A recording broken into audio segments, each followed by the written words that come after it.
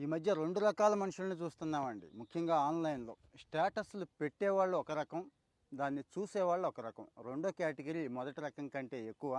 ఈ రెండో కేటగిరీ వాళ్ళే మీ కొంప ముంచుతారు, దుంప తెంచుతారు అనే విషయం చాలామంది మర్చిపోతున్నారు. సాడ్ ఫిషింగ్ అంటామండి.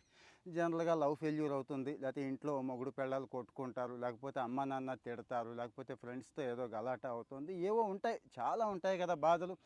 చిన్న చిన్న విషయాలకి, సిల్లీ విషయాలకు కూడా బాధపడిపోయేవాళ్ళు, నలిగిపోయేవాళ్ళు, అగులు బుగులైపోయేవాళ్ళు ఉంటారు కదండీ! వీళ్ళు ఎంచుకునే మార్గం ఏంటంటే వెంటనే స్టేటస్ పెట్టేస్తారండి.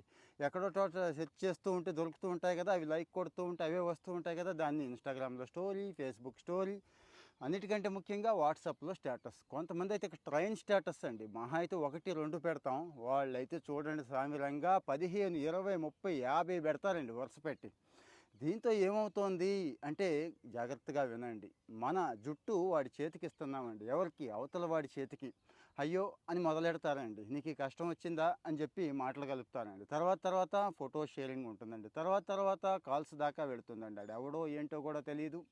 మన ఎమోషనల్ వీక్‌నెస్‌ని వాడు ఎక్స్‌ప్లాయిట్ చేసేస్తాడు గుర్తుంచుకోండి. అది లవ్‌లో ఫెయిల్యూర్ అయిన వాళ్ళ దగ్గర నుంచి అందరూ. కొంతమందికి ఆఫీస్ వ్యవహారాలు, ఆఫీస్‌లో పనులు, ఆఫీస్‌లో మనుషుల గురించి కూడా స్టేటస్ పెట్టేస్తూ ఉంటారండి. అంటే వాళ్ళని డైరెక్ట్‌గా ఏమీ అనలేక, వాళ్ళతో ఫేస్ టు ఫేస్ మాట్లాడలేక, మనసులోనే ఏదో అయిపోయి, కుంగిపోయి, కృశించిపోయి ఆ వ్యవహారాలు కూడా పెట్టేస్తారు. ఇక్కడ కెరీర్ డ్యామేజ్ అయిపోతుంది గుర్తుంచుకోండి.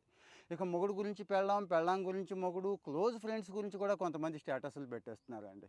ఇది ఎంత ప్రమాదం అంటే వాళ్ళతో కూర్చొని ఒక 5 నిమిషాలు, 2 నిమిషాలు మాట్లాడితే అయిపోతుంది. లేదు పొరపాటు మనదుంది, ఏముంది, హుందాగా ఉంటుంది. ఒక సారీ చెప్తే వాడు కూడా జీవితకాలం గుర్తుంచుకుంటాడు. ఏది తప్పు వాడిదైనా గానీ వాడు రేపటి రోజు తెలుసుకుంటాడు. వీటి నుంచి బయటపడాలండి. బయటపడకపోతే ఏమవుతుందంటే కొంతమంది జర్నీ చేస్తే స్టేటస్ పెట్టేస్తారు. ఏ బస్సు ఎక్కారో పెట్టేస్తారు. అంటే నేను ఊళ్ళో లేను అని తెలిసిపోతూ ఉంటుంది. ఇంటికొచ్చి హాయిగా దొంగతనం చేసుకోరా బాబు అని చెప్పి.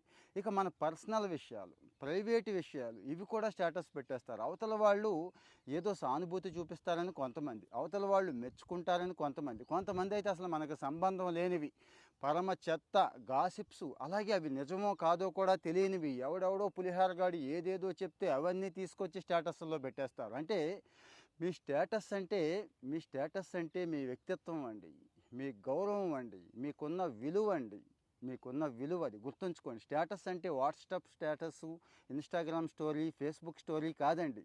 దాన్ని వాడెవడివో షేర్ చేస్తారా? మీ ప్రతి ఎమోషన్‌ని కూడా బజార్‌లో పరిచేస్తారా? బయటేసేస్తారా? దానివల్ల విలువ పెరుగుతుందా? ఒకసారి ఆలోచించండి. ఎలా బయటపడాలి అనే ఉందా? కామెంట్ చేయండి. అది కూడా మాట్లాడుకుందాం.